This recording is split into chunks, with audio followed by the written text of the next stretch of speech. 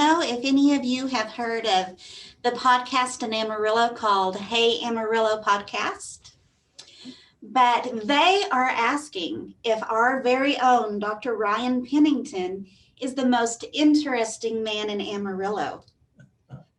Well, I think those of us who have heard any of his presentations can agree that he probably is the most interesting man in Amarillo. If you don't know him, he is a linguist. He has his doctoral in that, and he used to live in New Guinea as a Bible translator. Today, he is the director and also the founder of the Refugee Language Project. He has over a decade of nonprofit experience, and he's working in our community to bridge the gap between the refugee population and our community. So I am so delighted that we get to hear him speak today about culture in the classroom. Dr. Ryan Pennington, yay! Thank you, Ronetta. Yeah, I saw what Jason posted on that, on being the most interesting person in Amarillo. I think that he's just wanting me to connect him with more people to interview. He's just buttering me up. Yeah, I'm really excited to be here with you all. You see the empty seat next to me. That will be for Samuel in a moment. He actually had a flat tire, and so he's running a bit behind, but we'll adapt, no problem there. I'm on location at Samuel's place of business here, where he is a TA and interpreter at Eastridge Elementary School, which is the most diverse school in this city. And so I'm excited to get to introduce you to Samuel today and let you dialogue with him some. But I'm going to go ahead and share my presentation screen so that we can get started with that. Will you go ahead and enable that, Keegan? Okay, you should be able to now. Yeah. All right. Let me just get a couple things lined up on my screen. Good deal. So I can see the chat window.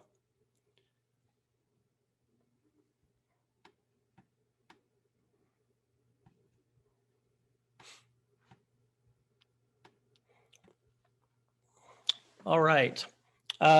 So today I will be talking about culture in the classroom, and I'm really excited to share this topic with you because it's something we all face. Even those of you who aren't instructors in the classroom will be, I think, benefiting from today.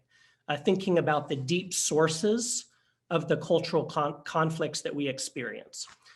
So all of us experience these moments with people, even people who look just like you do, who we think would share all of the experiences that we do, who would say the same things, and they'll do something that rubs us the wrong way.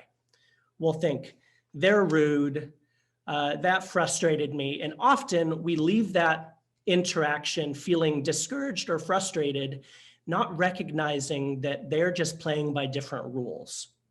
And so today's purpose is to help you see some of the deeper rules that are at play to help you diagnose the problems that you see in the moment. Okay, and I'm going to kind of pull that out by helping you hear directly from Samuel. I've shown this slide already with you before, and so I don't need to focus on myself any longer. You've heard enough about me, but Ronetta mentioned Refugee Language Project.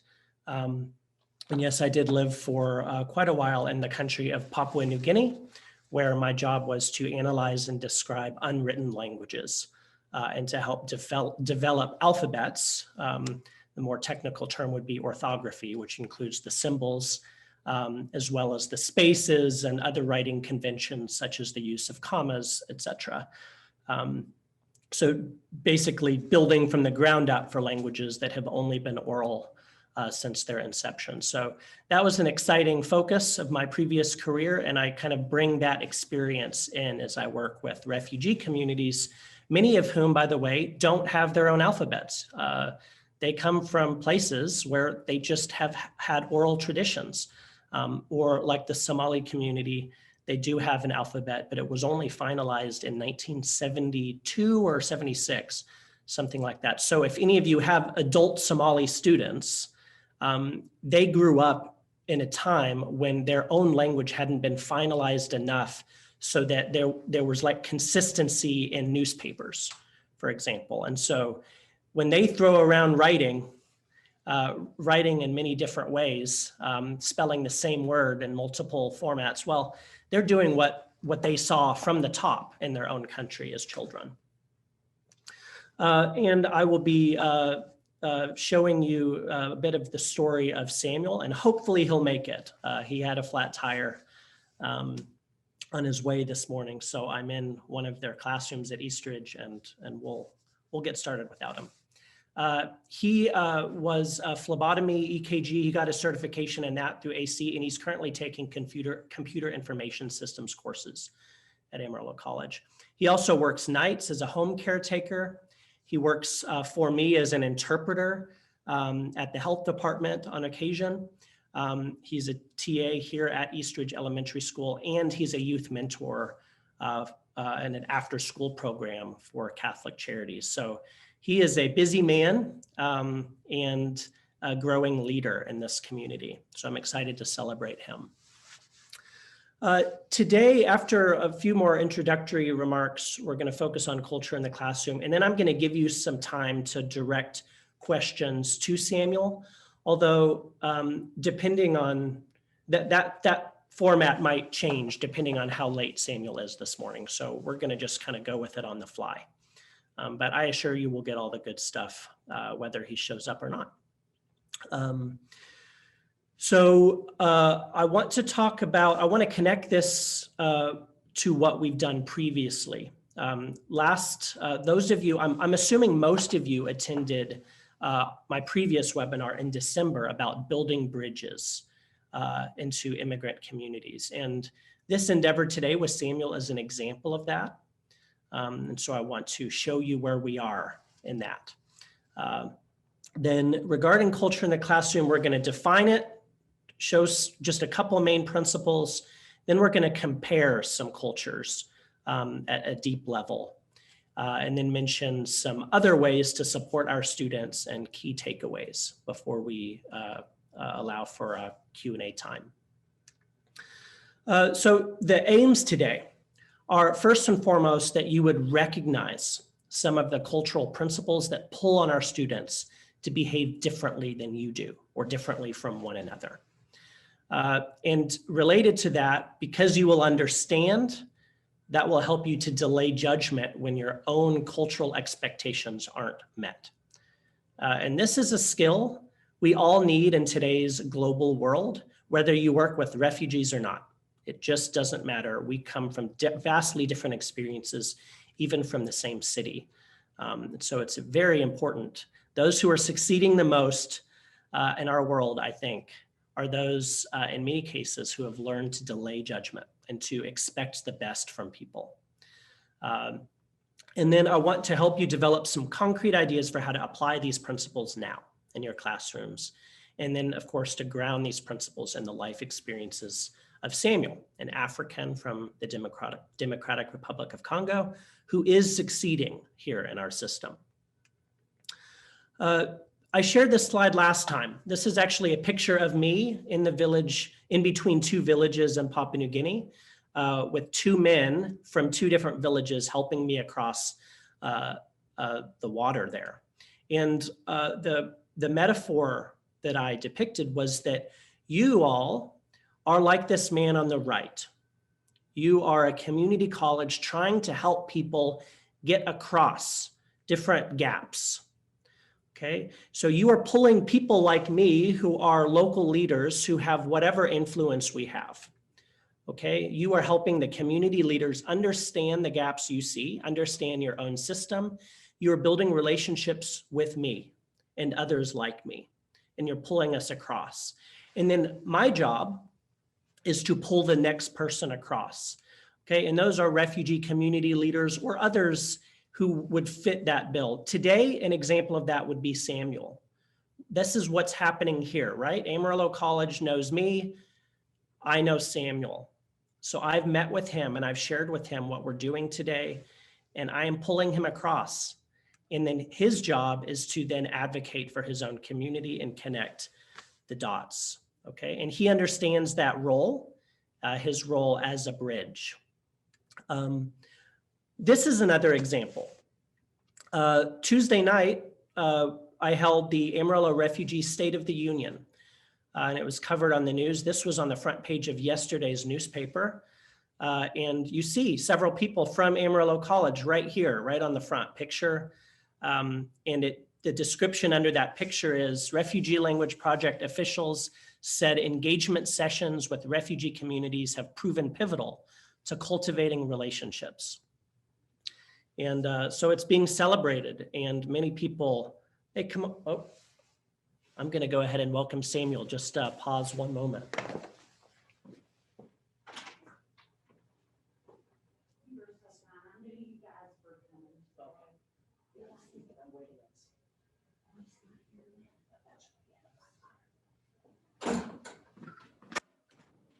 False alarm. We'll keep waiting. That's all right. So yeah, this article was really exciting, and I just want to celebrate this fact that AC is getting recognition even in local news outlets for how they have done this, because this is so unique, sitting on the floor of that mosque and listening. And that's what we're doing today on a more micro scale, listening to one person. So when I met with Samuel last Saturday, I explained to him this principle, and he, before I could even say it, he said, so I'm one of those. And I said, yeah, pillar. He said, yeah, so I'm one that helps. So that means you think that I'm like, I represent the Congolese community? I said, well, I know you don't, your story doesn't align with every other Congolese person. You come from various parts of the country. You don't all know each other, but we don't know every Congolese person. So there are things you can say, Samuel, that help us to understand. And he really took that to heart. He said, wow, okay, so then it's my job after this to share what I'm learning back with them. I said, yes, that's right. So this is happening right before our eyes. I'm gonna make sure he hasn't messaged me. This is the point when I expected to talk about Samuel's journey. So I'm gonna go ahead and tell you what I know about him and reserve our time with him for our dialogue with him. These are some pictures of Samuel's journey. This picture in the top left, that is him in the very front center, the little boy. He was born into war in, let's see, South East Congo, and in the Second Congo War. And since that time, his family fled. They fled the war in Congo to Rwanda. And in Rwanda, they didn't announce that they were there. They were just escaping war. It was all about survival at this point. And then eventually they fled again to the nation of Kenya, where they lived for quite a long time. Let's see, for almost over 10 years, they lived in Kenya. And that's where they sought out asylum and had their case vetted by the United Nations High Commission for Refugees. And it was at that time that Samuel dropped out of school. See, his dad had died of alcoholism, actually. And Samuel's family was hurting for income. So even as an 11-year-old boy, Samuel dropped out of school and began selling sausages on the street for about $2 a day, and kept his family afloat. Eventually, though, a pastor took notice of Samuel and said, look, you're a bright kid. I want to pay your school fees to get you back in school. Keep in mind, in most places around the world, it costs money even for elementary school students to attend school. And that's true in Kenya. And so this pastor paid for Samuel to get into school. And Samuel did not waste that opportunity. He has initiative, and it helps, doesn't it, when someone believes in you? I mean, that is your role, isn't it, as instructors? There's that person. It doesn't happen all the time, but there are those people that you can think of in your journey to where you are now that believed in you when maybe they even shouldn't have. I know I have those moments where people believed in me and gave me a chance when really I was failing and I wasn't representing myself well, and they loved on me anyway. And those opportunities are pivotal for people like Samuel. So he got back in school, and he really excelled. Except here's the thing, Samuel was being taught in Swahili, and yet he didn't know Swahili. He grew up speaking Kinyarwanda, a language there from Congo and Rwanda. So Samuel really struggled at first, even though he was so bright. And here's what he would do. He would go after school each day and meet with his instructors, and he would have one-on-one time with them. And just by hearing a second time, that repetition, by taking the initiative to meet one-on-one, even hearing the same exact thing, he was able to glean just enough to keep pressing forward. He ended up being really the top student in many of his classes, and learned English quite well as he moved on, because those upper levels are taught in English in Kenya. In 2018, Samuel was resettled as a refugee in Amarillo, Texas, with his mom and a few other people in his family. That picture in the bottom, where he's sitting in a car, let's see, it's hard for me to isolate it. I have the mouse over it. My friend Adrian is driving, and Samuel is second from the left in a blue shirt. That's when he joined our mentorship program, and we started just encouraging him, connecting him with resources. And eventually he got his GED, and then went back. He actually went to work at a meatpacking plant with his mom because the pay was better there than anything else he could get. Those of you who don't know that industry, you can start right now at like $18 an hour with full medical benefits. And you don't have to even know a word of English. You don't have to have ever held a pencil, and you can make that kind of money at a meatpacking plant. So Samuel recognized that opportunity and jumped in, but quickly grew discouraged at the lack of upward mobility that he would see in that environment, because it's exhausting. And where do you go from there? There's not much way out. And so Samuel eventually dropped out of that industry and took that risk to drop the income and went to classes at Amarillo College. And it was there as a student at AC where we redeveloped our relationship with him and asked him to interpret at the health department during the pandemic. And Samuel excelled. That picture of him in the news shows when they interviewed him. News Channel 10 here in Amarillo interviewed him because he was an example of someone who was standing out, making phone calls and helping people understand their positive COVID results, teaching them over the phone how to check their own temperature. Okay, and he was meeting this massive need after having just a year prior been seen by everyone as a refugee in need, and now he's the one serving. And he was so noticed that his supervisor at the health department called her sister, who is the principal of Eastridge Elementary School. And that principal called Samuel and said, "We want you." And he, you know what happened? This is a story I haven't told before, but it's fascinating to me. Samuel, I was paying him so well as an interpreter that their initial offer for a job, he turned it down. He said, "I'm worth more than that." And they raised their offer. They saw the value in this man. And so then he took that job. And not only that, he talked him into hiring him for more hours every week because the bottom line is he wanted to care for his mom.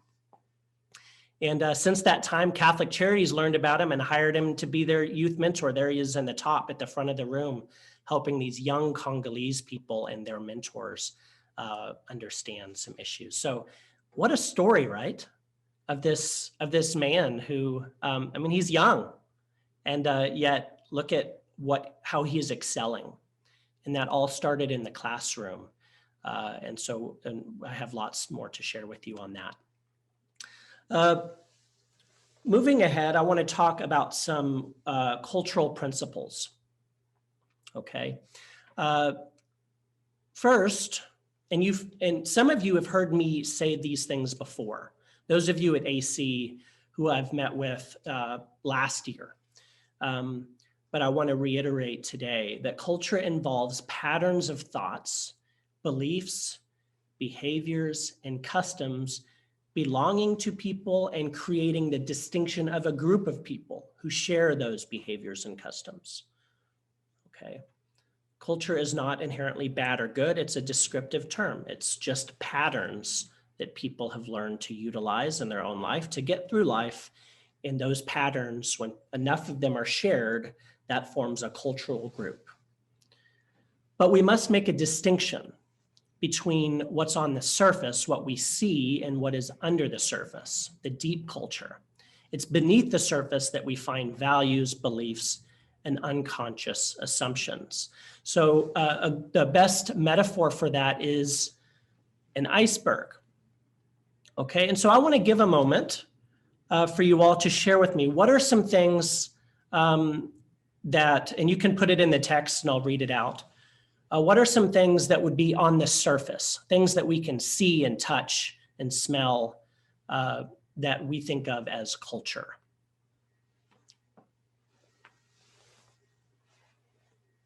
Food, clothes, right?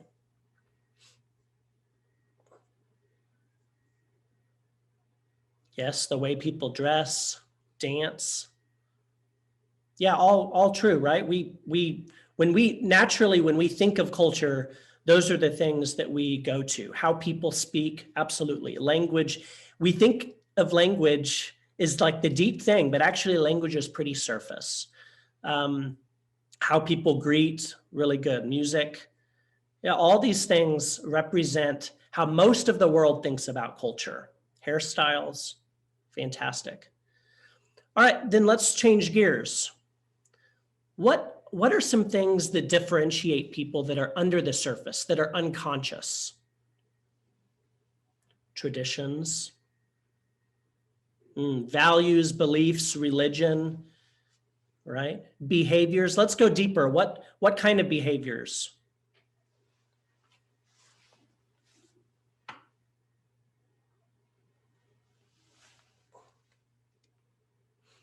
Family dynamics. That's good. How we relate in the family. Perceptions of gender, really good. Absolutely. What are women allowed to do, right? Before people are uncomfortable. Okay. Parenting styles, awesome. Not making eye contact, really good. That falls into like gestures and hand movements. Parenting styles, saying I will be there to not disappoint you, but they're not going to show up. Excellent. We're going to use that as an example later. That's absolutely right. So that has to do with shame and saving face. Manners, saying thank you for teaching me, concept of time. Absolutely. You know, the language group that I worked with in Papua New Guinea was called Mamunda. That was a name that didn't exist before. I helped them develop the name. They didn't even have a name for their own language. And Mamunda actually means what talk. So it's an answer to the question, what language? Their language did not actually even have a word for please. There was literally no way to be polite when you gave a command. It wasn't needed, right? Which made me really uncomfortable at times because I just felt like I had to put some powdered sugar on it, you know, make people feel better. All right, so let's focus on some of these. We talked about what's on the surface: food, flags, festivals, music, dance, language, art. Okay, but today our focus is especially what's under the surface. Okay, that's communication styles. We talked about eye contact. Actually, I'm going to go ahead and highlight a few of them. How people handle and display emotion. You might have noticed that if you've worked with Southeast Asians, how much of a blank stare they might give you and how like you can't rile them up. They're going to hide their anger or sadness at all costs. Okay. Notions of what is polite, courtesy, and manners, concepts of time, roles related to age, gender, class, family. And then as you go further down, you have attitudes towards rules, towards authority, whether we cooperate or compete. And we're going to focus on that at one point today. And then how deepest is things like how we make decisions, how we solve problems, how we feel it's best to raise children. All of these are so far below the surface that many people do not think of them as culture, and yet they are. Okay. So here are some clashes that we see. Let me rephrase that. The most difficult cultural differences are those that we can observe but don't identify as cultural. And I already mentioned that. Here are some examples. Interrupting in our culture is actually more acceptable than many others, but it varies. So someone who's talking and you interrupt them, that's acceptable and even valued in some cultures and some subcultures, while very devalued in others. When someone from a culture that values interruptions meets someone from a culture that devalues it, what happens? It's an immediate clash, right? And we don't think of this as cultural, but one perceives the other as rude and pushy, and vice versa. They see someone who doesn't push in as uninvolved and bored, like they're not interested in the conversation, but they're just waiting for an opportunity to speak. Another example is the pauses we take between bursts of speech, between our paragraphs. In the US, they're very short, aren't they? People have to be really ready to jump in, to interject, to stay as part of that, to get into that conversation. And that's related to interruptions. But in other cultures, the pause is much longer. They're not done, they just take a long break. People from those cultures perceive us as very pushy and controlling because we just don't give them a chance to talk, but we're just following our own rules. Now, the problem is that people don't recognize that this is a cultural rule and that we're playing by different rules. And that's what happens when you're in an elementary school, you hear their alarm. So because you don't understand that this is a cultural rule, people feel disrespected and they don't know why. And the people in your classes, most of them are going to have never experienced any cultural training whatsoever. So doesn't that just put the burden entirely on you? Congratulations. You don't have much of a choice. With knowledge comes responsibility, and because you have these opportunities to learn about culture, you now have to go further than even maybe many of you want to go to accommodate other cultures. And that's just a fact of life, that those who know more have more of a responsibility to reach out. And I've told this story before, but I didn't tell it to the whole Texas Peer Mentor Network. There was a time early in my days in Papua New Guinea where I was walking around just trying to experience culture and learn the language. And there were these men, this man in the back in a bright blue shirt, Doyang. His job was to mark out the house posts for this village. And later, they actually dug the holes in front of me and started to put the posts into the ground because the houses they are set up on stilts, okay, to allow cool air and storage underneath the houses. And while they were doing this, I got closer and closer, just observing, watching as a linguist and anthropologist does. And they started looking at me uncomfortably and started telling me to telewe, which means to leave, clear out. It's what they tell their dogs, actually. Get away. And I was really confused, looking around like, why would they talk to me like this? And it just kept going. They started raising their voices and coming toward me. You have to understand, I had not been there very long, and a bunch of Mamunda men were approaching me yelling, "Get away." And I'm thinking, I thought we were friends. You know, what's happening?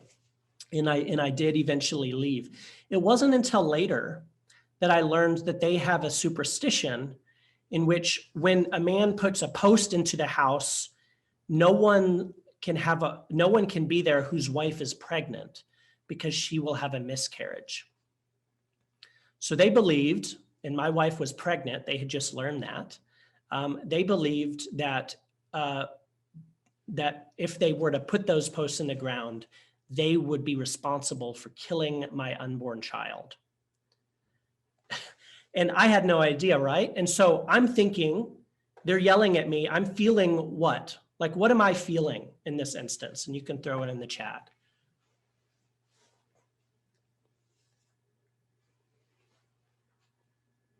Shunned, confused, yes, unaccepted, upset, angry, absolutely. Like my fight or flight response is through the roof. My face is bright red, felt so rejected, and I was getting angry, like, am I about to fight, right? But what they're thinking is, we are protecting you from yourself. You don't know. And all they cared about was protecting my child. They cared about me enough to even hurt me in that moment. And later, you know, I felt an immense sense of like gratefulness that they would act like that on my behalf, even though in the moment, the way I felt was actually misguided. So again, that reminds you of that principle, right? Delayed judgment. There's almost always more information out there to help you understand why someone behaved the way they did. Behaviors alone don't tell us what people value. We tend to judge behaviors based on what those behaviors signify in our own culture. But sometimes the values are identical, even though the behaviors are the opposite. So we must delay judgment and seek to understand what's underneath the surface. And that's what's important for you. And now I want to transition. And man, I'm feeling a bit embarrassed that Samuel is still not here. So I really apologize for that. If he doesn't show up, I'll try to make it up to you. I'm not sure how yet, but that's okay. Even if it's just at the end for the Q&A, it will give you a chance to debrief with him anyway. So I'd like to compare some specific cultures along a few different dimensions and how these are played out in the classroom.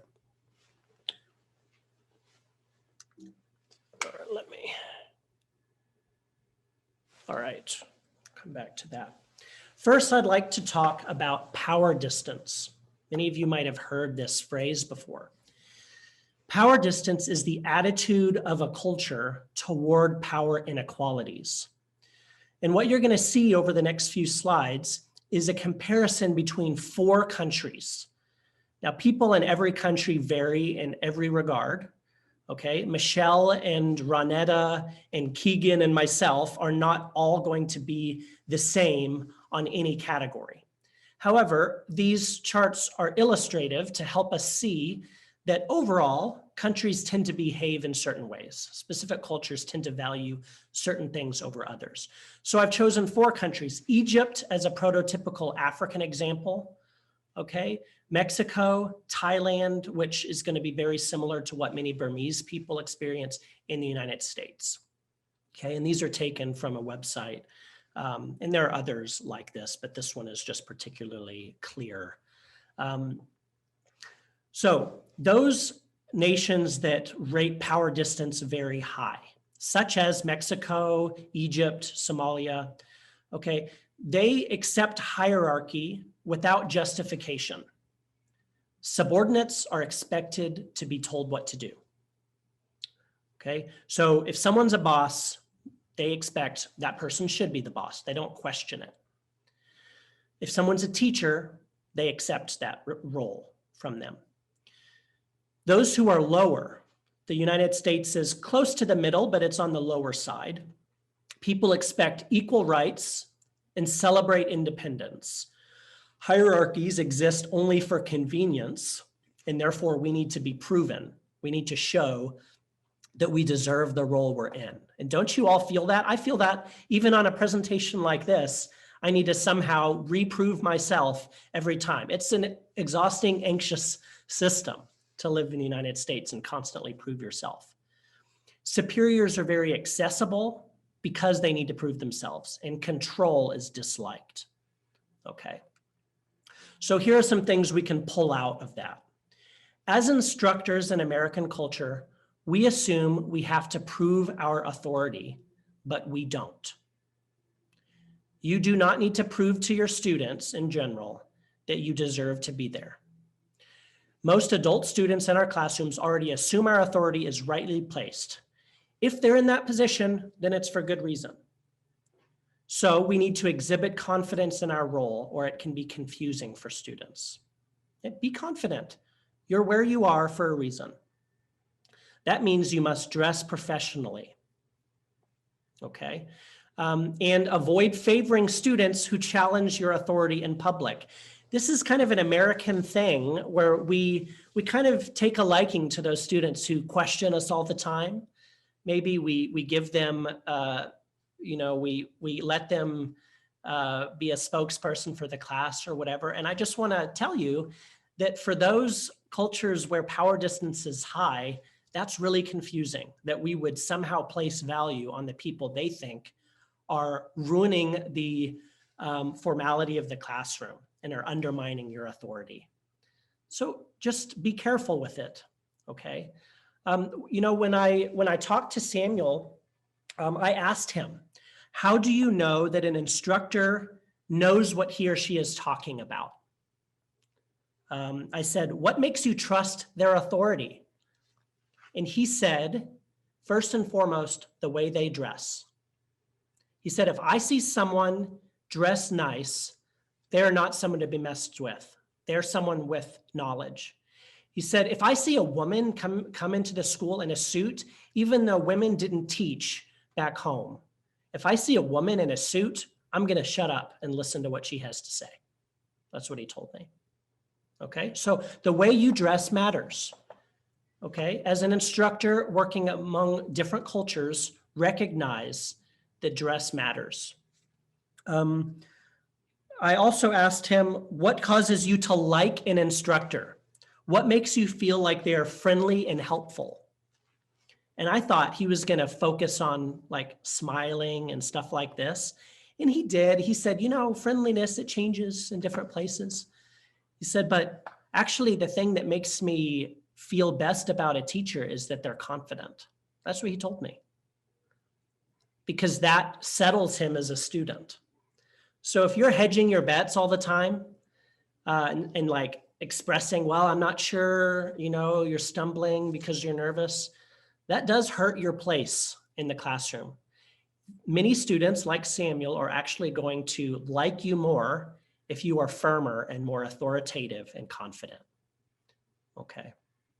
And that doesn't match all of our personalities. It does not match mine. And I'm gonna show you maybe a way to address that. We also want to talk about knowledge, that students generally assume their instructors know everything about the subject matter. And haven't you felt that? Like they ask you something off the wall and you're just supposed to know everything about life as an ESL instructor. And it's okay to admit you don't know, but as we build rapport in those early days, we shouldn't seek to undermine that belief of theirs. Okay, they need to trust our position in the hierarchy. So speak confidently, even grounding yourself from a position of strength at the front of the room. So that means don't sit on the table in the front of the room. Okay, that's very informal. Stand centered, grounded, so that students can see your role. Regarding formality, and many of you might have noticed this, that learners may expect teachers to behave in that formal and authoritative fashion. And so it confuses or even offends some when a teacher is very informal. And so I would suggest in the early days every year, to foster formality. And as we go forward, what you're going to see is that I want to teach you to be good salespeople. It's your job to give students what they need and then draw them, or well, let me rephrase it. It's your job to give students what they think they need and then draw them to what you as their instructor might know that they actually need. Okay, it's your job to connect with them. So use a title or formal name for yourself. Do you know how uncomfortable I am calling myself Dr. Ryan? I hate it. Okay, but the refugees of this city feel settled when I do that. They need to call me that. So I started addressing myself that way, and it has been very good. Even though my culture says, don't brag about your title, like hide it almost, okay? My title doesn't mean a lot to me personally, but to them it does. Okay, keep a clearly ordered pattern of classroom activity, especially in those early days, so students can expect the same thing at every moment. And one piece of advice related to that is to give students papers directly with eye contact rather than sliding papers across the table like loosely. That is a very informal practice that likely makes a number of students uncomfortable and disrespected. Okay. All right. Let's talk about individualism. And you're going to notice right away that United States is sky high, so much different. So this is the most clear distinction between the United States and every other nation that we likely work with. This is the degree of interdependence a society maintains among its members. So people who are like in the United States tend to look after themselves, self-reliant. Okay, we say, and this isn't entirely true, but what we say is that we shouldn't rely on authorities for support. And displays of initiative are celebrated. We say this is a good thing. Okay, but low individualist societies are more collectivist. They care for their in-groups, their own little community in exchange for loyalty. And that loyalty, okay, overrides every other rule in society. It's more important than just about anything. Confrontations are discouraged. And as someone mentioned earlier, yes does not correlate to acceptance or agreement. And so that's true for most of the countries who are represented in our classrooms. Okay. Someone asked if you'll have the slides. Yes, I'll share all of them. Regarding asking questions, we must understand that many cultures don't value the asking of direct questions. These collectivist societies just don't. They don't praise that. It's just not ideal for them. It's too direct. So we have to teach them to appreciate that. It doesn't come naturally. One way that we teach them to address that is to allow one-on-one opportunities for students to ask questions. This is more difficult now than ever because of our online format, isn't it? But when I spoke with Samuel, I asked him questions about asking questions, and he said that the number one thing that helped him succeed was teachers who were willing to meet with him separately. He said they'd say the exact same thing they said in class, but there's something about hearing it from them to my eyes directly that helped me actually learn it. Okay. Please, whatever you do, if you want your students to be successful, allow opportunities for students to approach you one-on-one.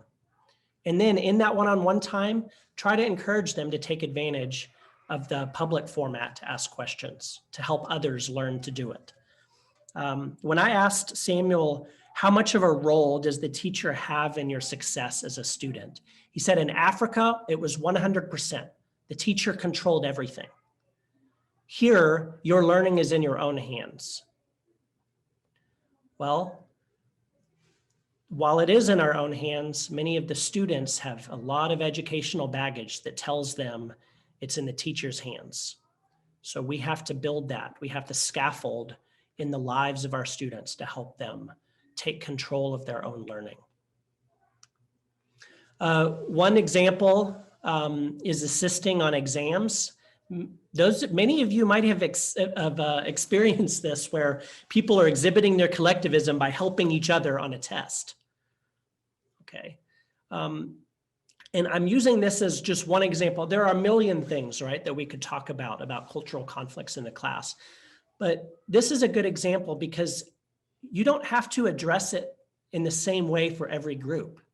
What I'd encourage you to do is use your developing cultural knowledge to address their own cultural mandates. So if you know they're a collectivist group, they're from Southeast Asia, okay, and they're cheating, they're working together on a test, well, maybe help them understand that the in-group in this situation is the class. We're all a team and we all need to learn the material. So help them expand that group, that collectivist group, to the whole class. Or appeal to another dominant value. Appeal to rules if they care about rules. Or talk about shame.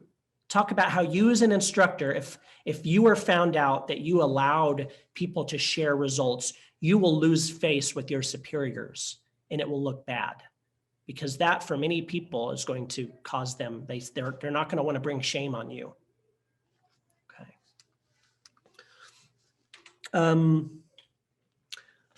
This term, masculinity, is a technical term, and it is about how a culture is motivated. So you could replace that term even with just motivation. Whether people are motivated by competition or consensus. So it's related to that individualism. Mexico and the United States are higher, where we're driven by competition, achievement, and success. We often resolve conflicts directly, and decisiveness is celebrated. But for many groups, especially those in Asia, they're more about caring for others. Okay, quality of life is important. And therefore, standing out from the crowd is not admired at all. In fact, it's downright immoral for many to stand out and be shown to be the top student in a class. Okay.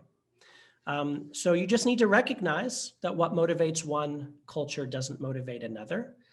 And so one solution for that is to pick people for activities. So initiative isn't overvalued. Initiative is valued in our society and we should praise that, but balance it and accept that not every person is going to overcome that barrier. So at times, mix it up and pick people rather than allowing people to nominate themselves and stand out in the classroom. One thing I've noticed in working with Somali people is that consensus is valued so highly that people devalue their own personal preferences. One time I asked this Somali woman, "What is your favorite color?" And she responded by first looking toward her cousin. Like, yeah, what's our favorite color? So even a personal preference that we think is just our own, to her belonged to the group. So in those early icebreaker sessions, maybe recognize that when someone's struggling with a preference, it's not that they don't have it, but that they're devaluing it in exchange for that valuation of their own community. And uncertainty avoidance is another important thing to note. And that is the extent to which a society feels threatened by the unknown. And I've noticed this very highly among Somali people. So when a nation or a culture rates uncertainty avoidance highly, they maintain rigid codes of belief and behavior. They're intolerant of unorthodox behavior, new ideas, because there is an emotional need for rules, even if they don't work. Because the thinking goes, if we ignore the rule, then society breaks down. The rule must be there for a good reason. It's tradition. So it's very difficult when we have people from these backgrounds in our classes to help them learn new rules. Okay, come on in, Samuel. Hey, Samuel, come on in. Thank you. You had a flat tire. Yes, sir. Come on in. We're going. Sit down, please. Thank you. Everyone, please say hello to my friend Samuel. Okay. Hi. So I'm going through the presentation, and we have all of their video screens there. We can only see like 5 of them, but there are Okay. a number of people here. See, Hi. someone said hi. Hi, Samuel. Yes. Okay. Hi, Angela. Oh, there's so many. Yeah, there are lots of people. Okay. And I shared with them about your story. Mhm. I talked about your life in Congo and Uh-huh. Rwanda and Kenya. Yes, sir. Look at how excited people are to see you. Hi, Debbie. Oh, Arambula. Oh, man. Lisa. Nice to meet you. Nice to meet you all. Yeah. I'm glad. Christina. Oh, there's so many. So I'm continuing through the presentation, and I'm going to ask you some questions in a moment. Yes, Okay. sir. Yes, sir. I'm ready. Good. And is your car okay? Yeah, it's okay right now. Yeah. Man, it was terrible in the morning. Yeah, it's But right freezing now, out yeah. there. But right now it's good. All right. So, someone did ask a question here. I wanted to see, what if they have a mix? For example, one parent who grew up in Mexico and another in the United States. Does that influence? Yes, absolutely. So what I want you to recognize is that these are, if I had you walk away with anything, it's just the understanding that there are deep cultural differences. And by addressing those sources, you can deal with the symptoms. Okay. So I want you to focus on that issue more than you focus on the issue of like specifically where do they fall on the spectrum. Okay, so back to the uncertainty avoidance. Let's see. We talked about how it's difficult to break from rules for people who rate really highly of this. On the other side, like in the United States, we're much more accepting of innovation, of new ideas. Real life matters more than principles, okay? So when I get to a red light, okay, I look both ways and it's at midnight and no one's around and I'm thinking, does this red light really matter? I mean, it helps us, but right now it doesn't, so I keep going. Yes. So rules that don't work should be abandoned and innovation isn't threatening. That's what we see in the United States. So I want you to recognize that, because that baggage that students bring into the classroom from their own experiences back home is not easily addressed. You can't just go at someone and say, well, you do it this way because you're from here. That's not the way forward. You have to be more of a salesperson, okay? A good teacher is a salesperson. So I mentioned this already. I'm going to say it now and I'm going to say it again. We must give students what they think they need and draw them slowly into our culture and ways of thinking. For example, and I want to talk about gender for a moment. The encouragement of females to speak up and take an active role in class may be met with reluctance from those cultures in which women have historically been constrained by social roles that do not promote active participation in mixed sex settings. Okay, so an example is Somali culture, where women and men are kept very separate in education, okay, and in worship. And therefore, we have a clash here in our classroom environment because we have to help genders get along nicely. So women may be encouraged here to pursue educational goals that run counter to traditional expectations in their native countries. Maybe back home, they're supposed to be a homemaker, but here they need to seek employment because we have to have more money here to survive than they did back home. And therefore that puts pressure on women to learn English, even as they recognize that this challenges their traditional family structures. And then men from those backgrounds may discourage or resist the efforts for their wives and daughters to pursue literacy skills, even while they're encouraging it, because they're feeling that conflict. Okay, and this is a real challenge I encounter all the time. One way that we've addressed it locally is by holding Somali women's literacy classes geared only to them. Okay, that's just one example of the types of conflicts we see. And I'm gonna keep going because I recognize that it's already nearly 10. I want to go into some other areas that don't neatly fit those contrasts that we talked about earlier. And I want to discuss how we can support our students, okay, while at the same time proving to them that they're learning, okay? And I want to suggest to you that This is your job as a salesperson to prove to people that you're giving them what they need. Okay, so I want to ask Samuel a few questions. Yes, sir. Samuel, you talked with me about what it was like back home in school in Kenya. Yes, sir. Okay, and one question I have for you is, how important to you in the classroom was writing? How important was actually writing with pen and paper? Yes, sir. Yeah, you can take it off. That's fine. Yes. Thank you so much for this time. I'm really glad that I was able to make it.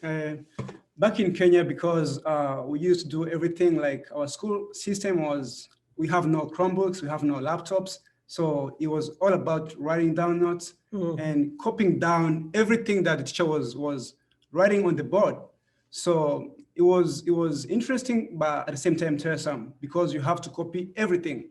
Yes. Like all the syllabus, you have to copy every single word to be able to pass your tests. So yeah, you even mentioned your finger. You still have a scar, don't you? Yeah. Writing, copying. Yeah, actually on my finger, I have like a scar because we'll be taking so many notes. So yeah, we don't have no Chromebooks. We just use our pens and books. So I have a little bit of scar here because of, hey, all my life I've been using a pen. Yeah. Yeah, so. Maryan, would you come and sit behind us here? Thank you so much for coming. Yeah. Okay. So I also invited my friend, Miss Bana. Some of you might have met her when we met at the Somali mosque back in, gosh, that was nearly a year ago now, wasn't it? Okay. And so when we talked about educational barriers, she was actually helping us facilitate that. So I wanted you to see her again. And I'm going to ask you some questions as well in a moment. Okay. Thank you so much for coming and joining us. And so we'll keep continuing. So we're talking about writing. Yeah. I'm curious, like even now, you said something to me that really interested me recently, and that is how you feel about pens. yes. Like you love pens. Like I'm so obsessed with pens. Like, Yeah. like everywhere I go, if I see some nice pens, I have to grab one. I have to keep one because I feel like anything that I put down on my notebook or maybe on my diary, maybe like I know I will achieve in the future. Or it's like just planning your year. It's like your year resolutions. You know? Yes. So a pen like means a lot in our culture because when you have a pen, it means that you have some education. It means that you are so determined. You want to achieve more things in life, especially to change humanity. Like you have to plan how you can help like everybody who is in need. So you even mentioned to me that when you see a man, and I actually did it today just for you. Oh, Okay. yes. When you see someone with a pen in their Yes. pocket, Yes. that it means that they are. Actually, I have one right here too. Yeah. It's right here. Yeah, I have to keep right here. Yeah. Oh, right here. So if someone has a pen right here, maybe in my culture, in Kenya, in Africa, in Congo, in Rwanda, because I have been in all those countries. So it means that you are very educated, like you are a smart person, right? Right, Ms. Bana? Do you feel that way too? Yeah, and you are. Yeah. Does it, when you see someone with a pen, With a does pen. it show they're like prepared? Yes. Yeah. Yeah. So like I'm pointing that out to y'all because I think we miss it. Okay. Because we have focused so much on the digital environment, and the pandemic brings that out more than ever. But I want you to understand that even if you aren't in person, okay, we need to value the pen more than we do. Because, and I'm going to actually share a quote with you here. This is what I wrote down that Samuel shared with me last week. Yeah. I learn better when I'm writing. This is how I was raised. It sticks in my brain when I'm writing. Yeah, definitely, yes. Yeah. Yes. Like anything I use my pen with, it's very hard to go away, like to fly away from my mind. Like it sticks in my brain. That's right. Yeah. So there's a proverb, the pen is mightier than the sword. Wow. Ooh. Okay. The pen is Someone mightier shared that than right the sword. here. Okay. Oh, thank you, Casey. Wow. Yeah. So the pen is mightier than the sword because the pen allows us to solve many problems. But I want to like address that for our purposes because we tend to prioritize typing And that's good, and it's important in our culture, and students need to learn how to use computers and digital devices. However, when we connect with their expectations, it lowers their affective filter. So the affective filter is what causes, it's the impediment to learning caused by negative emotional responses to one's environment. So if a student feels anxious, or they're doubting themselves, or they're bored, okay, these things pile up and produce a wall that makes it difficult for them to learn. One way to settle a student from another background is to put a pen in their hands and let them copy something. Writing something, even though we think in all of the ESL textbooks that I've read, hey, they talk about the need for like oral discussion and dialogue in the classroom. That's great. We need to foster critical thinking, okay? But it doesn't matter if we've already lost the student, okay? So it helps the student believe that it is a learning environment when you prioritize the pen, okay? I have seen this time and time again, working with immigrants of all kinds from all different places. It is important that we recognize that in our classrooms and give it the space that it deserves. And when we deal with low-level literacy students, yeah, okay, we have to enable them to develop oral skills. But one way to address this is to mix activities that match their expectations of what learning looks like with what you know they need ultimately. So maybe start every class with a writing exercise where they're literally copying something exactly. Okay, that will go a long way to settling the student. Like if you walked into a classroom, okay, when you were first learning English, Yes. and the first thing that the teacher did was gave you 10 minutes of writing practice, copying everything down on the board, would you have enjoyed that? Oh, yes, definitely. We used to write down like for hours. Yeah, for hours. For like I 2 know. hours, just taking notes from a teacher. So 10 minutes is nothing. Yeah. So give them what they expect and then draw them into the other things that they need. Okay. I also wanted to ask, let's see, it's 10:04. I'm going to jump ahead. Error correction is important. It helps students know that they're learning. It's proof. Okay, so I would encourage you to engage in extensive correction of grammatical form and pronunciation during as many activities as possible.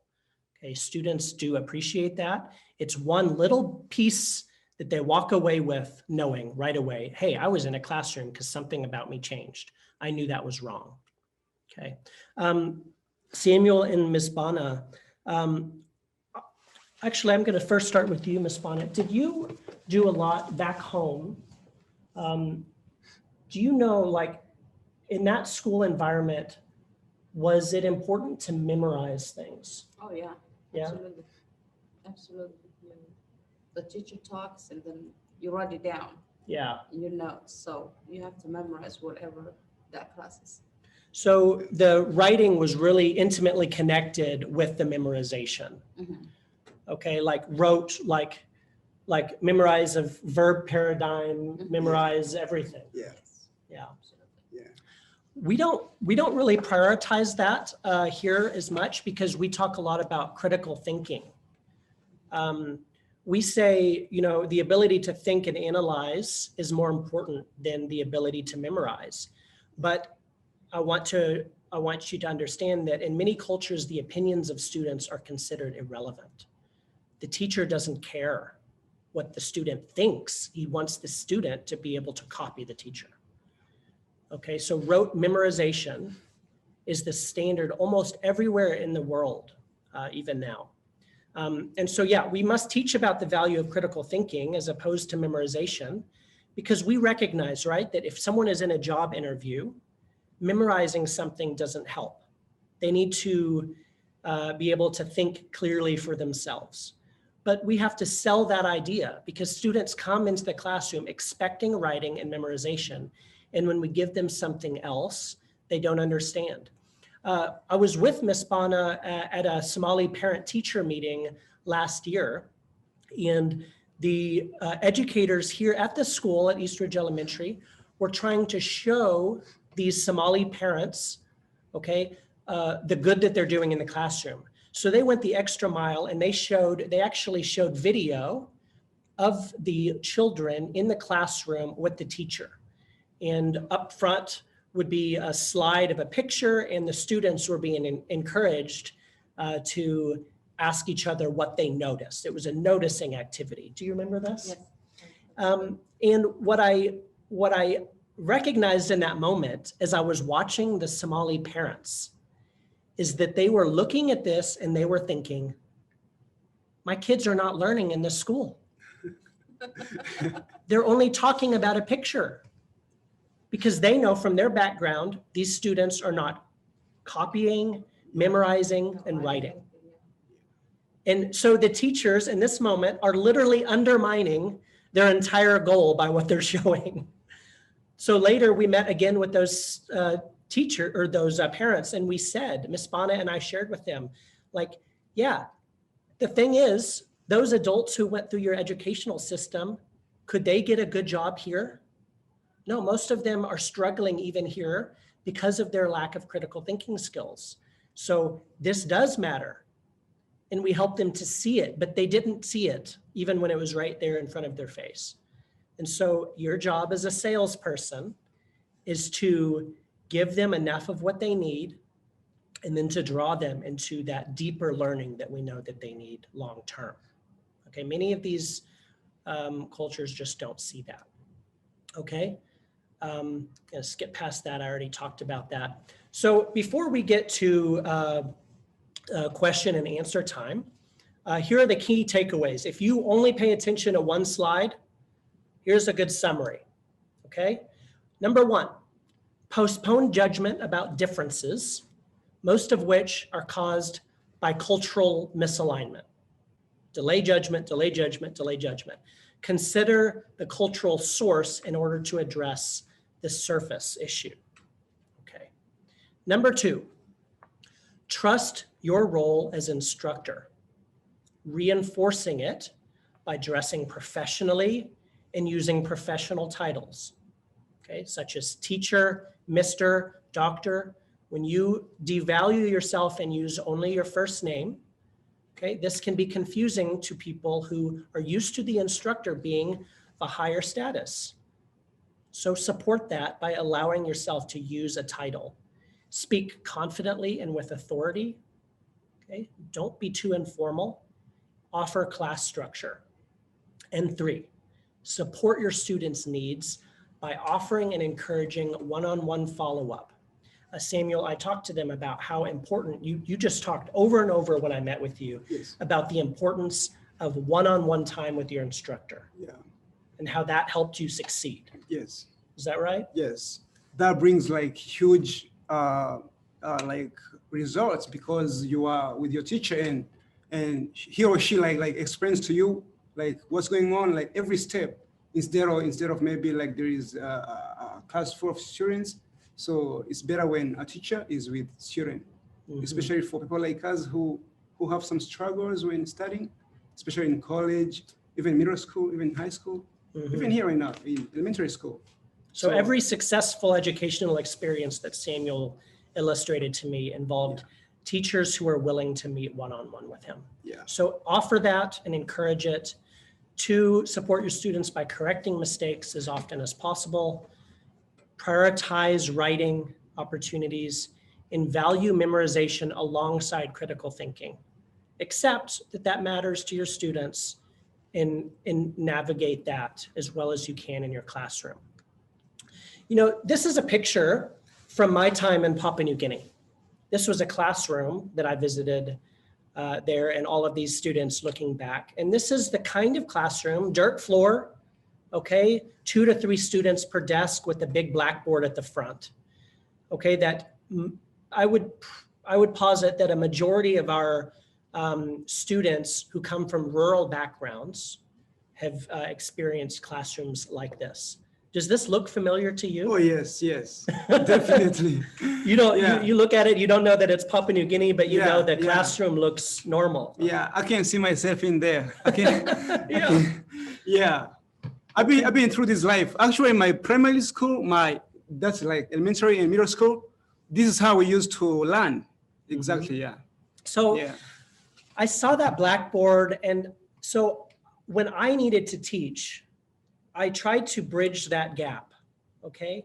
So there was a time, that's me at the very front of a room with adults, okay, in a more formal classroom, with, again, though, with the blackboard in the front. And my job at this meeting was to help these people develop their own alphabet.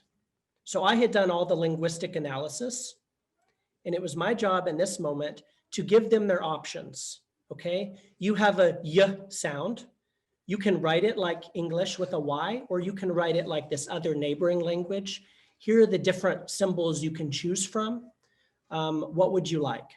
And do you know what they said? They were the experts in their language, and they said, you're the teacher, you decide, you tell us. And I'm thinking, no, this is your language. I can't impose this on you. They would not decide, okay? And this was incredibly frustrating because all of my education told me that they were the ones supposed to be controlling this, workshop. And yet I had to make these decisions. Well, here's what I learned. When I decided from the front, then they changed it later. They needed me to be teacher, even though in reality, later on, they worked through the solutions. So here's the picture for you, okay? You are doing what they need on that first day, and then you're drawing them to what you know they need, okay? I finally got to the point where I would just say, okay, this is the symbol, we'll decide, okay? And then you know what they would do? They would all pull out their cell phones. There was no electricity here, but they would pull out their cell phones and decide how many keystrokes does it take to text with this diacritic over this letter. So they would, even then, okay, they had no books in their own language, and yet they needed to know how to text in their language. This is the world we live in. Okay, and then they would question, they would come back the next day and say, oh, Teacher Ryan, you said this, and while we agree, I think that's the best choice. But our people, these other people, not me, I think your way is right, but these other people, they think that we should maybe try this one. And then I went with that and everyone was happy, okay? And we focused and focused and focused on writing. This table, even these adults, they were so happy to be writing in their own language. They were so happy to be holding pens that we gave them. It meant so much, okay? And here I am, okay? At the start, I was at the front of the room. By the second day, third day, here I am walking around the room, right? So now I'm imposing my own culture a bit, okay? I'm kind of getting them talking more informally, and they're sharing with me. By the last day, here I am wearing a t-shirt, okay? And surrounded by them. Here I am, the teacher, sitting, and we're working through an issue. And this is what we think of in a successful ESL classroom, right? Like collaboration, everyone coming together. But it didn't start that way. It started with me at the front of the room with the blackboard and people copying. And then it finished with them surrounding me. Okay, so this was me being a salesperson before I knew that's what I was doing. And now I can see it years later with hindsight. And so I want to encourage you to use that sort of pattern in your own experiences in the classroom. So we have 10, 15 minutes. And I just want to open the floor for people to ask questions. You can ask questions of me.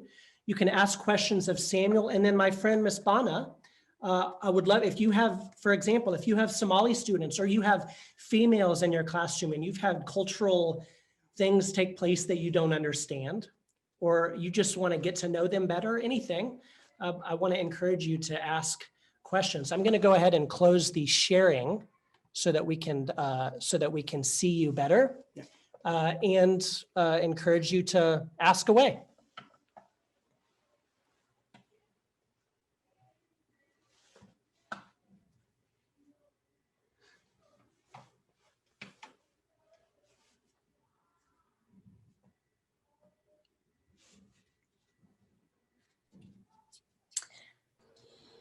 Either one, for Mrs. Bana or Samuel, what do you feel helped you progress more in your education? What do you feel helped you progress in your education? Yes. I believe it's the hope for tomorrow. Like the progress. You need to be a better role model, or like a better version of yourself. And I think it's the hope for tomorrow, and believe that the best is yet to come. So we just learn step by step. Yeah, in the little we have, we used to just be grateful and to be thankful. Like the situation was not that good, but we just kept on pressing on and believing that the better days are gonna come. Ms. Bana, what are some things that you feel like helped you progress in your education? Is there anything that comes to mind? Education is the key. Like you can't be without education. So when I came here, I was like, okay, I gotta go to school in order to survive the country that I don't know, the culture that I don't know. I have to go to school. At the same time, I didn't go to school. I had to apply a job. Yeah, my bad. And then I was doing part-time school, part-time, work. So, and when I was talking to my family, like they always remind me, like on the phone, do you go to school? So you have to stay on your education because they value, the education, and then they motivate me to keep going. Because they knew so many people Yeah. didn't have it. Yeah, didn't have it. definitely. So this is your chance. This is Yeah. opportunity land. So Yeah, go for don't it. waste like the privilege that you got. Yeah, So, don't waste the privilege that you have. That's good. Yeah. I have Yeah. a question. Hi Samuel, and what's the other young lady's name? Would you like them to call you Maryan or Miss Bana? Bana will be easier. Bana. Okay, you can call her Easier for you, Bana. Bana. Bana. Hello, Bana. Hi. I feel like we as Americans, one thing that we do a lot of is judge. And so I'd like to know from both of your perspectives, if there were one thing that you could dispel, take away the myth that someone has about your culture specifically, what would you share with us today? If So- there's Yeah, Yes. so her question is, like, if there's, as Americans, we tend to judge people who don't look or act like we do all the time, right? Mhm. And I think your cultures do the same thing. Yeah, they do. Yeah, they do. But what is one thing that you would want to, like, what one belief that Americans have about your culture that you would want to say isn't true? That's a good question. Yeah, I'll go first if you don't mind. Yeah, go first. Yeah, the religion wise, Oh, like yeah. we have to cover. This is our belief, it's our religion. Yeah. And people they see you as a Muslim and they think, yeah, oh, you're terrorist, you're this, you're about to kill us. And they keep looking at you like you're crazy or you're different. Like, do I have 4 eyes or something? What's going on? Why am I different than people? Then I noticed, okay, this is the culture. One time I was in Dallas and I was at the gas station and the guy was keep looking at me. And I was like, what is going on? I was younger and I didn't know much about American culture. And I was like, oh my goodness, does he know you or something about to happen? And then he kept looking at me and I looked at him. I was like, I was scared. I was ready to go in my car and then took off. And he said, can I ask you a question? I was like, okay. And he said, are you okay? Are you hot? Like he was pointing at me like, you are covered. Are you safe? Yeah. Or should I call 911 for you? Like ambulance, or are you pass out? Like he was concerned, like, my safety, like what I'm wearing. I'm like, yeah. And he said, aren't you hot? It was summertime in Dallas. I said, no, I'm okay. I get used to it, And he was like, oh, okay. I was just wondering. That was relief. Yeah. So people judge like when they see you, like they don't know you and they automatically judge whatever they're in their mind. So One thing I often do, Bana, when I hear people talk about head coverings especially, is I connect it to what we already value as a culture. And I help people see like, this is modesty. Like I hear people, like so many people, even from my own like churches will say things about head coverings and I'll say, but don't you value, you're always talking about modesty for women. Yeah. This is exactly what that is. The value is identical. Okay. And when people can recognize that it's actually valuing something we value, again, we talked about that, right? Early on, that opposite behaviors sometimes actually show the same value underneath. And then they tend to change that perspective. But that's a challenge to have people look at you and assume things, isn't it? Yeah. What about you? Yes, about my culture and maybe we as people from Africa, I think like Americans, maybe they think like we are on a low level in terms of education, maybe, which is kind of true, like we need more education, especially when we are here in America. But again, it's not good to judge because those are opinions, they are not facts. Yeah, so I believe they see us as maybe illiterate, maybe.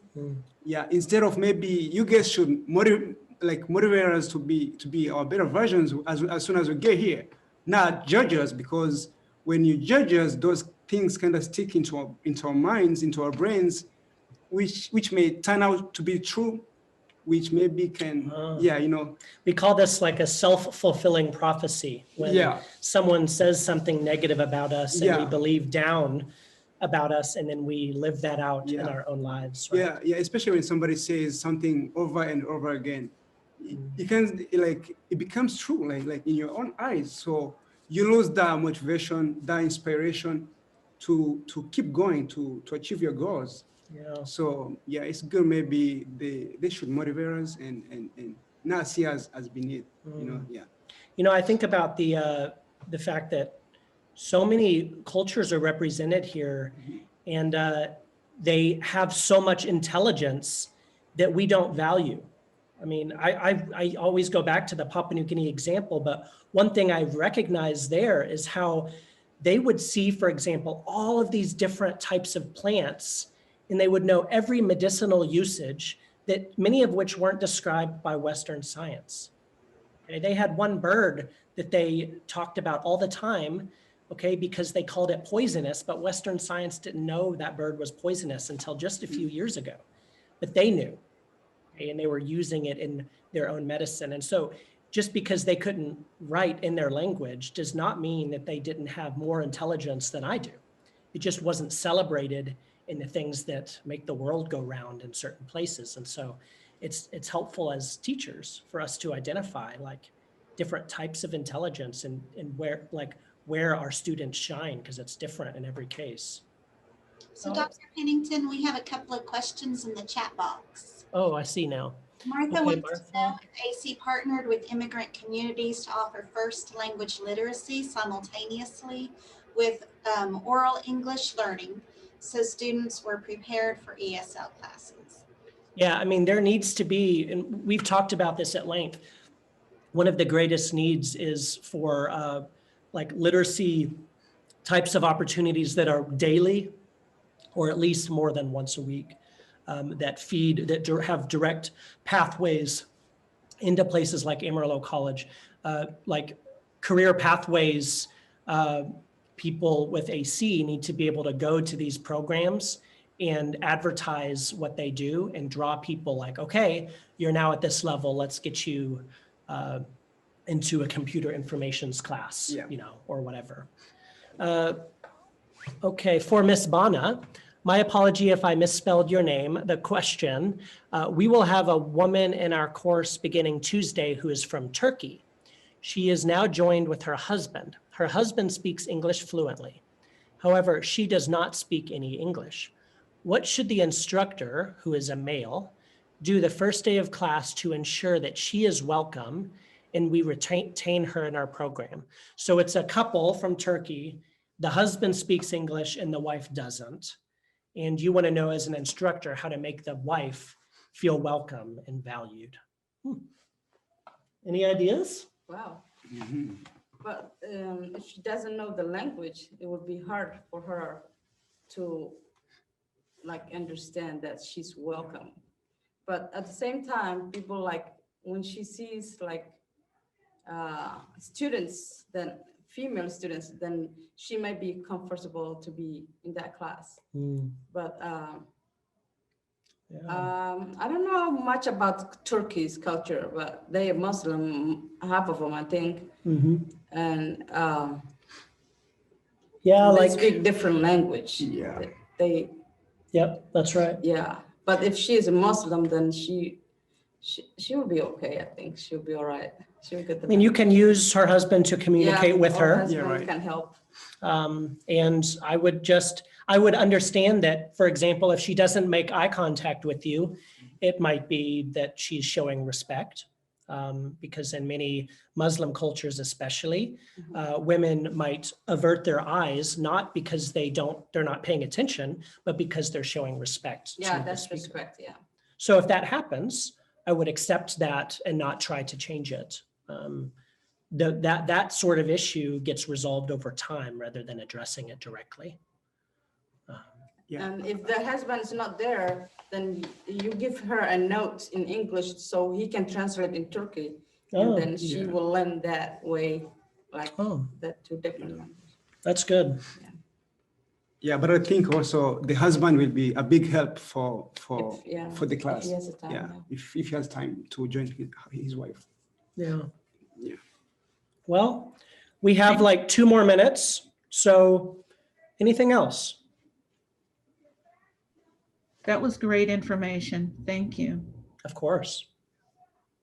Quick question, since we were talking about the one-on-one feedback, and time being so important, a lot of times I think professors and instructors find that students don't visit their office hours, and so being that now everything is virtual, would you say that instructors maybe should make it kind of a priority to say, I'm going to meet with each student one-on-one and make time for that via Zoom or whatever platform they're using? I mean, what do you think about that? Because I think if that's a really important part of, education and students feeling like they're learning, I don't know that we're doing that virtually. Yeah. So Samuel, we talked at length over the weekend about the need for one-on-one. Yes. Okay. And you actually said how even though you've been here a long time, you are very unlikely to ask questions in the online environment. Yeah. Because it feels like you're gonna misspell some words. Yeah. So you're not that confident. But yes, it's very time frame it's not enough because the teacher has like let's say maybe 22 students or maybe 30 students in a class. So she's not gonna find time for every student. You see, so it's good maybe if you see who is in more need, so to create more time with him or her. Maybe let's say you have a class 2 p.m. to 3 o'clock. Maybe you can say, hey, I have time, maybe 7 p.m. Are you going to be available so I can help you out? Yeah, I think those kind of. Are there any other things that instructor can do to convince students to actually take advantage? Because you show that initiative.